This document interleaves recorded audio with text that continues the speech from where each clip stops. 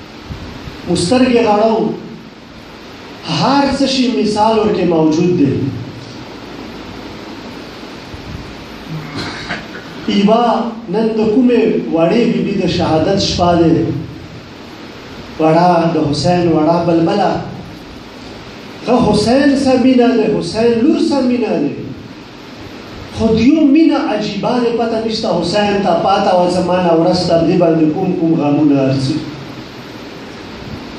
کوم تکلیفونه به هرڅي دي وړې بیبي باندې. کتاب کې بله ورځې پړاول چې کله نه مولا حسین کربلا صحرا ته داخل شوی و، چې کله یې المونځ کول نو وړې بیبي سکینه به ورته جالماز غوړول، وړې بیبي به ورته مساله غوړوله، بابا ته څه المونځ وکړ. لسم په ورځې کله ورځې ټایم شو، بابا خو ورنه لاړ، د خیمې ته راغله، مساله یې وغوړوله، د خیمې وره کې کېناسته، سترګې د غړۍ کتلګاه ته، کله د مسالې ته سترګه وغړوي، کله د کتلګاه ته. وا بابا وړې سکینه درته جلماز اچولی راشه، المونځ دې نه کوې که څه، المونځ ته راشه. لور دومره مینه دی پلار سره، دغه مینه دغه محبت حسین شهادت نه مخکې لور سره و، شهادت نه وروسته لور سره و. بله ورځې ما تاسو ته د یزید دربار ذکر وکړ چې څرنګه وړې سکینه ته د حسین مرغلله راغلو. شهید مرتضی مطهري د لیکي